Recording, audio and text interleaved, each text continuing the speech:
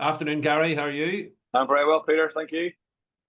Good, Gary. Welcome to the Business Spotlight. Thanks very much for taking the time to speak with me today. Could we start? Could you tell me a little about yourself, your background, and your business, please? Well, Peter, I've been working in the insurance sector now for about 30 years, going back to when I was a younger lad. I finished university, and during my year out, I spent a lot of time in London. I worked for IBM, so I have a bit of a tech background, and that was always something I was interested in. But when I finished university, I decided to go into the family business, which was a small insurance brokerage at the time with three local offices, one in Coleraine, Ballymoney, and Limavady. So predominantly based in the northwest. So that back in those days, it was a very, very different type of business where people would have been a face-to-face business, I suppose you could say, where people would have walked in off the street. But I could see that was probably not going to be the future. And if we wanted to be different, we would have to, or to survive, we would have to change. And at that time, I was trying to use technology, more a case of automated telephone systems, for instance, with automated call distribution that the bigger boys would have had. But those things started to come down in price during the early 90s. So we decided to move the business more towards a call center orientated operation and a multi-branded strategy. So with lots of different brands in the yellow pages, such as Easy Insure, It's for Women, Gladiator. So we had about 5 or 6 different brands that we used at the time. But the problem with the business model, I thought at the time, was that the bigger the business got, the more the costs increased and the margins were getting tighter. So you could also see then that the internet was beginning to be in its infancy in those days. And you could see that this was probably going to be the way business was going to be transacted in the future. So we set up a business at that time called Cover.net. My father set that business up, and that was an online, one of the first online trading platforms ever to have been developed. We sold travel insurance on that. We built some motor insurance policies and some stuff for Lloyd's as well. So, but in those days, there's a 2.5K modem. I'm sure we can remember what those were like with the telephone dial-up. So it was one of those things. The computer used to sit at the back of the office, and it was probably a bit of a toy in the internet back in those days. But we could see that this was going to change. And I suppose once broadband started, then we could really start to see the acceleration in the use of the technology of the internet. And that's when we decided that we would start to build our own IT platform. It's up until that point, we were using legacy systems for our insurance business. So around about 2010, I believe it was, we then built our own platform and we launched our business then into the Republic of Ireland, but we decided to do that just as an online business. The first brand being It's for Women, second one being Get Safe Go, and then we followed that with the telematics brand. So that was successful, and we built that business up to just short of 100,000 customers and about 75 million pounds worth of group income in the Republic of Ireland. So that was very much the insurance business. But the IT platform that we built, we got an awful lot of offers then from people like AIG who were backing us and Aviva. So then we tilted somewhat then and say, well, we are a technology business. So we then started to license the software that we'd built. And today then that business is called DotSys. And between ourselves, AIG and Aviva, that probably controls about 25% of the Irish motor insurance market at the minute. So the business has changed from being that small traditional high street brokerage now into being probably more, well, not probably more, it is a tech enabled business now that happens just to sell insurance. So that's where we've got to. What can you think of? Was there a particular point or moment or period of time where you realized that your passion for technology would be able to help the business, I guess, pivot or take advantage of going from I guess what would have been a standard insurance business back in the day to where you are now? Well, I think any business, I suppose, out there today, whether you're in banking or haulage or there's an IT system in some shape or form that will control that business, and whether it's a stock control system or a booking system. So you could see that in our business, it was definitely. And the thing about insurance as well is that it is a product that is a number, I suppose, on a website. Okay, there's very complicated algorithms which are used to come up with the price. But in terms of policy administration, it is a product that does lend itself to being online, where you can cut out most of the administration costs and delivering that a product to the public. I mean, you've lots of businesses, maybe like hairdressing or restaurants, where you have to physically have people, and there's fixed costs involved in an awful lot of that. But with the insurance industry, that was not the case, and it really was a case of then looking at everything. I think we wanted to simplify the process. Like what we do does not suit everybody. For instance, we might only provide a quote on 70% of the occasions. But it's the old 80-20 rule, nearly, I suppose, that if we did try and quote for everybody, or that extra 30%, that the cost of being able to do that would far outweigh the benefit for us to be able to do it. So it's a case of picking your market, deciding what you want to do and be good at, and then use the technology to satisfy that demand. When you talk about picking your market, what is the target market for your business today, Gary? Who benefits most from working with you? Well, when we launched in the Republic back in 2010, and we were going to do it online only, we looked at the players that were out there. So of course there was the Alliances of this world, the Axis of this world, Quinn was there. So all of our competitors would have been covering the whole market. So we decided that when we wanted to go into the market, that we would go in as a niche, because we thought, well, we can't compete against AXA. We're a small business. We can't compete against Aviva. So the best thing to do would be to pick a niche. And at that time, we picked to go for female drivers. And that's why the first product we launched was It's For Women.ie. And I suppose that the benefit of that is that we could be much more targeted in our marketing. We knew who our audience was going to be.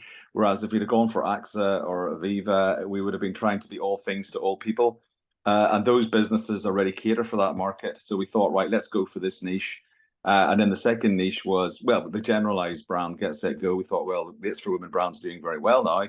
Now we'll go for a wider audience with the Get Set Go brand. And then the other business with Boximo was another niche, which was to target the younger drivers. So the brands are very much, well, two of the brands, It's For Women and Get Set Go, were very, or sorry, It's For Women and Boximo were very targeted at niches. And I thought, that's probably the best way for us to grow, because, it's going to be very difficult for us to compete against the people who are established in the market for 20, 30 years.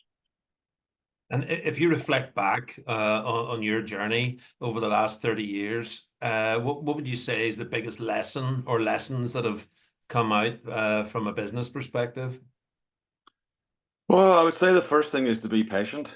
It takes a very, very long time to build a business. To build a brand. The It's For Women brand now has been in Ireland now, since 2010. And we find now, even if we pull the advertising back and some of that, the quotation volumes will stay the same for a few months, because it has taken that length of time to build the brand.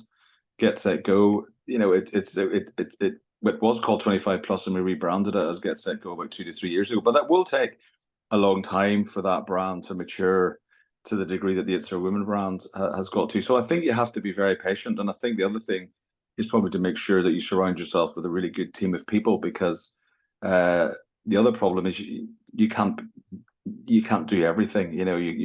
I suppose when you start with a small business, you do wear all the hats. You're looking at marketing, you're looking at HR, you're looking at pricing, you're looking at the design of the IT system. So there's not a part of the business that your thought control is not. You're there all the time. But at the end of the day, you just have to let go at times and let other people get on with the job and trust them to do that, because you can't cover all the bases and do it well. Yeah, that's a great point. And how easy did you find it to let go of stuff back in the day? I find that very hard, but because you always think that you can do things better than everybody else, and I always believe now that where I am is I would be the strategy person. I try and take the business in a certain direction. I'll write the business plans and what we need to do to get to where we want to go to. But I think the people that I employ in the various parts of my business will do the job far better than I could ever do it. And I think it's important to employ people who are better at those things than I am. And I would say for the vast majority of things in the business, they are better than I can do it. So I'm quite happy to. In fact, they get annoyed when I get involved in many things. So it's probably better that I let them get on with it. Yeah, as you were talking there, it reminds me of Steve Jobs. One of the things he said was, we don't hire smart people and then tell them what to do. We hire smart people so they can tell us what to do. Exactly. And I think some people in business feel threatened by that. But I always think if you hire people, always hire someone smarter than yourself, because I think that that's the best way to do it. Yeah, I think for that's a great lesson for anyone listening to this. It's a great thing to think about. Sometimes it can be easier said than done, but it's a really fundamental step to success in scaling a business. What about who's influenced you along the way, Gary? Anybody that's shaped your journey? I wouldn't say there's been any particular individual I've looked at. I would say you mentioned Steve Jobs there, for instance. He's got a great backstory. Jeff Bezos, anybody who grows a business like they've done, from anybody who does it, I think I admire the creativity and the determination to do something, because you get a lot of knockbacks, you get a lot of no's. The thing about when you're trying to grow a business is to have that determination to continue to succeed, because a no today does not mean it's going to be a no tomorrow. And I think that's what you just have to, and you can't let a setback. I mean, building a business is like what would you say? It's like a turn in the road. It's never ever a straight line. And I think if people think it's a straight line, or a line that just goes up like this here, it's not like that. It's probably more like stairs, and it goes up and maybe it comes down a bit and it goes back up again. It's a journey, and it's a twisty journey, and there's forks in the road, and there's all of those things, and I think it's just anybody who navigates that, I would admire those people that can do that.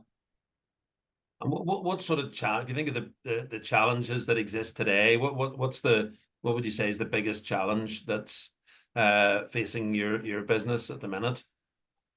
That's interesting. The challenges today, I mean, Brexit was a very big challenge for business, because when we first started,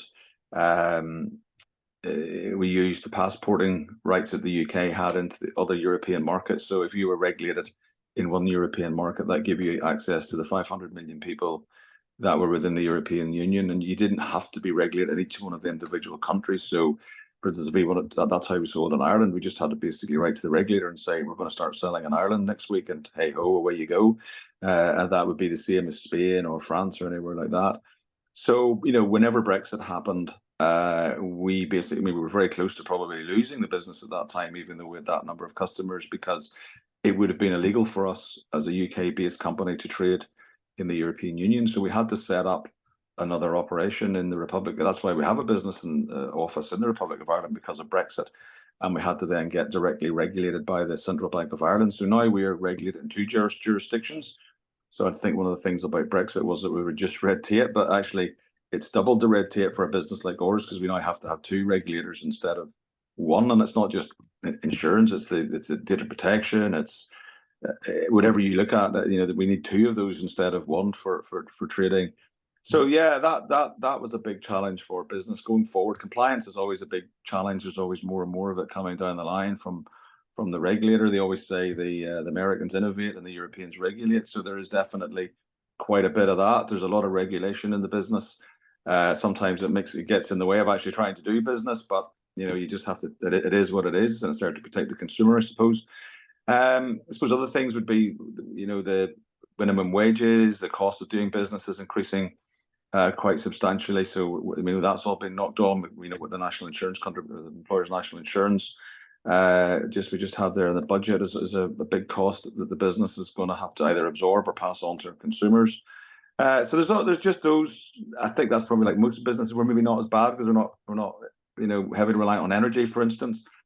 But yeah, the cost of doing business is increasing all the time, and it's hard to pass it on to the consumer at times.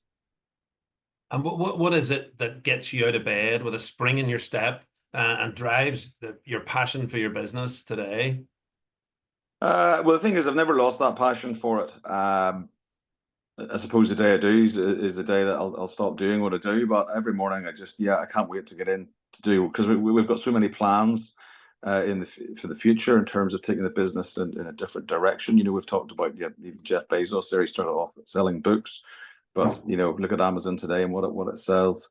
And we have a big client base in the Republic of Ireland, and we're slowly growing in the north. But we've only really started. We've got a rewards platform that we want to bring out that will take us into other areas such as holidays, car hire, driving schools, and selling lots of other general products and services on our website. And it'll give customers reward credits for everything that they buy, so that a large percentage of our customers could eventually pay nothing for their insurance. So we see that as being quite a game-changing, what would you say, game-changing product in the insurance market. And that's always what we've wanted to do. So we're getting closer and closer to the original plan of what we set out to do 10 years ago. And I think, we're getting there this year. And I think every morning it's a case of just getting closer to what we want to achieve, and the excitement of what that can bring. And also open up other areas as well in terms of locations into the GB market, for instance. Have never really done any business over there, and into other European or countries or the States. So yeah, there's always something new. It's not boring, which is great. So yeah, that's what gets you up in the morning. Very good. I love the sound of this rewards program. It almost flips the whole perception on its head that loyalty and insurance means higher quotes, and that. So I Yeah. really like the sound of that. That sounds fascinating. Yeah, it is. A lot of companies will see that will give you rewards, for instance, for buying products. But what we've built is something. It's different. It's not just, again, our IT company. It's a fully integrated platform into the insurance platform that we've built. So, and it was a very, very difficult thing to do, for instance, because it's fully integrated. If a customer, for instance, used reward credits to buy an insurance policy where it was free, for the sake of argument, and it was €400 or £400, well, if they tried to cancel that policy, say within a three or 4 weeks of taking it out, the system shouldn't generate a return to that customer because they never paid for the insurance in the first place. And it's the same as if they paid half of it using reward credits and half of their own money, and it gives a return premium, it needs to half that premium that they would get back, or whatever the percentage may be. And then if you add a layer of part payments onto that as well, where they pay by direct debit, it gets even more complex. So it was a very, very difficult project to do, but we've cracked that connection between the two systems now. So, I mean, the words are, we can do anything now and add any product to that. But yeah, it's going to be. I think it's going to be a very exciting and different proposition from what our competitors are doing. Brilliant. I love the sound of that, and I look forward to hearing more about it. What about if you were on a desert island, unlikely event on a desert island, and you had a podcast you could listen to or a book you could read, and anything that you would go to? Yeah, well, I'm probably a bit of a nerd that way as well. That if I'm not working, I'm reading business books about people who have been successful, whether it's about Amazon or Steve Jobs or Microsoft. Any of those business books. I'm always, yeah.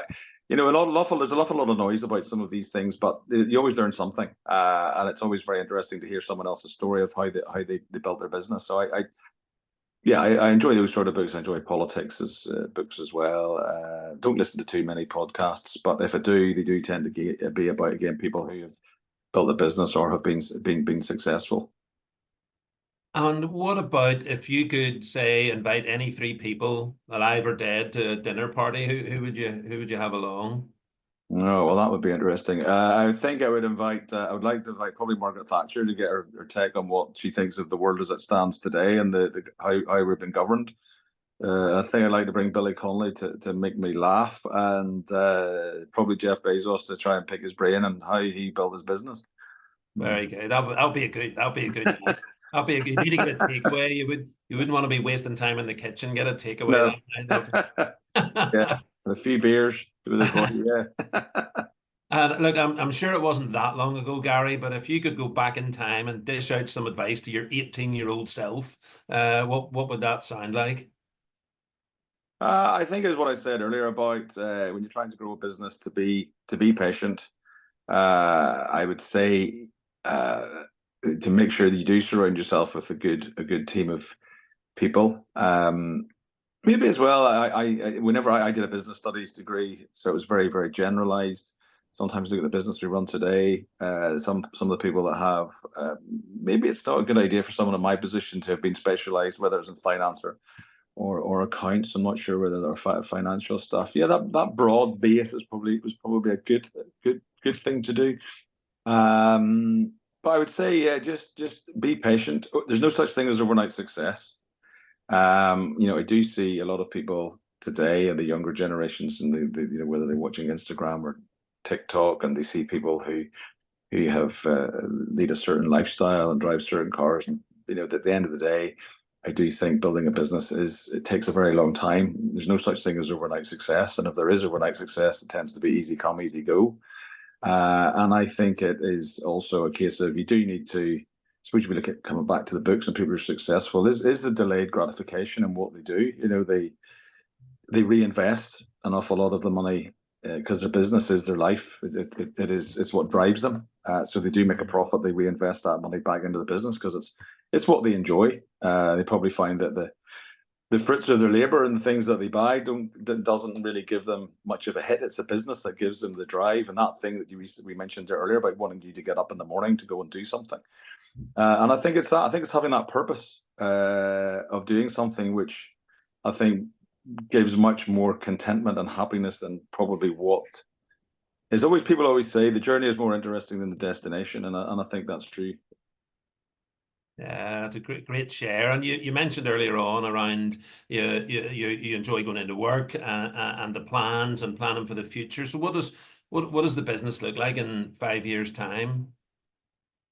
Well, I think it will be a very different business. I think we will, our technology from the insurance point of view will definitely be, it gets to a point where I don't want to say you can't innovate like the guy from the National Patent Office in America back in 1942 was it? He resigned because he said anything that's ever been designed or innovated has basically is there, so there's no point anymore. And I don't want to say that. I always think there always probably will be something else. I think we'll definitely be into other products and services in a much larger way than we are at the minute. I'm hoping that insurance could be 20-30% over turnover, not the vast majority of it that it is at the minute. I would like to see us making a bit of an impact into the GB market as well, and hopefully the insurance platform that we've built as well, that could be used by other companies across the globe. I think what we're trying to do in Ireland is, with the rewards and all the bits and pieces that we've put together, that we can take that into another jurisdiction. As a joint venture, I think to launch an insurance business would be impossible because of the cost and the barriers to entry. You'd need an awful lot of money. But I think if we can prove to other players in other markets that what we have built can add to their business, then I think there's a gap for us there. Sounds exciting. What about if somebody wants to reach out to the business or reach out to you? What would be the best way for them to go about that, Gary? Well, the easiest way is probably just to there's nothing really on my website that comes directly to me, but if they wanted to, it's just to send a general email to the support at our business, and I can get in contact, or through LinkedIn, anything like that there, come to me, and I can certainly come back to anybody. Brilliant. Well, Gary McClarty from MCL InsureTech, thanks very much for taking the time to talk with me today. It's great to hear of a local business that's grown, pivoted, changed, and adopted technology and embraced growth and scale. So it's really good. I could chat with you all day, but unfortunately we have to end now. So rest of what we've got left of 2024, and I wish you, your family, and the business all the best for 2025 and beyond. Thanks very much. That's great, Peter. Thank you. You too.